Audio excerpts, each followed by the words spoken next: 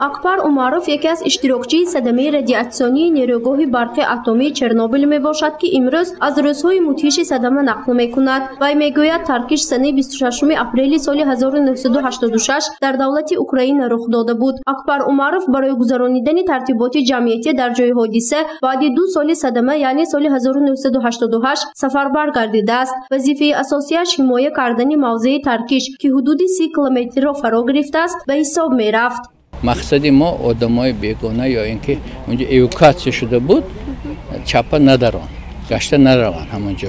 Мақсади асосии мо ҳамин буд. Яъне нигоҳ доштен тартиботи ҷамъият дуздӣ нашавад, ё ғоратгарӣ нашавад, ё ин ки одамои бегона надарон ҳамон территориява ки зарҳолу шудагӣ.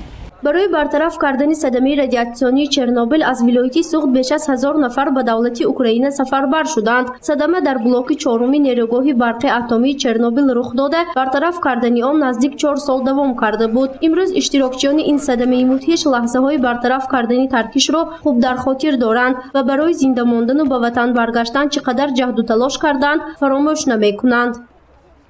Соли 1990 ҳамин блоки 4 бо тамом скафандр мегӯянд пӯшида шуд.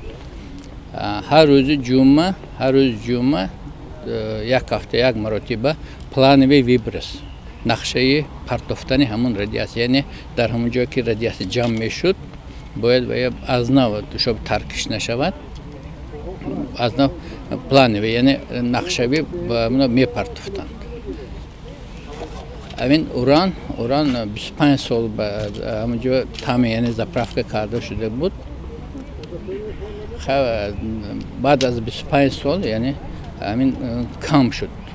имрӯз санаи 26 апрел дар боғи ғалабаи шаҳри Хуҷанд аз 35-умин солгарди садамаи радиатсионии Чернобил таҷлил карда шуд. Беш аз 150 нафар бартарафкунандагони садамаи радиатсионии Чернобил ва намояндагони мақомоти иҷроии ҳокимияти давлатии вилояти Суғду шаҳри Хуҷанд зери пояи муҷассамаи шаҳидони ин садамаи мудҳиш гулчанбар гузошта сари таъзим фуруд оварданд. Ин иқдом ҳамасола барои гиромидошт ва поси хотири шаҳидони таркиш рӯи даст гирифта мешавад. ба ҷуз аз иштирокчиён инчунин оилаҳои бесаробон мондаи ин садамаи мудҳиш барои ёдбуди шаҳидон омаданд.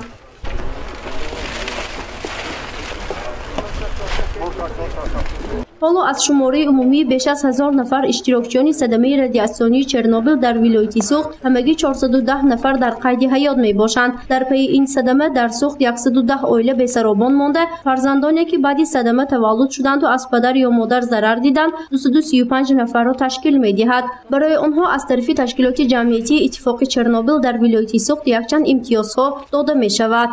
ба майёбони садамаи чернобилчиён зиёда аз 300 нафар мебошанд, ки кӯмаки яквақтии ҳар моҳа бо ҳаҷми 100 сомонӣ ҳамавақт пардохт карда мешавад ва бо нагуфта намонам, ки ҷуғронпулии ҳарсолаи яквақта бо ҳаҷми нархи миёнии санатори курортӣ, ки дар ҷумҳурии Тоҷикистон пардохт карда шуда истодааст, ки ҳама майёбони иштирокчиён гирифта истоданд.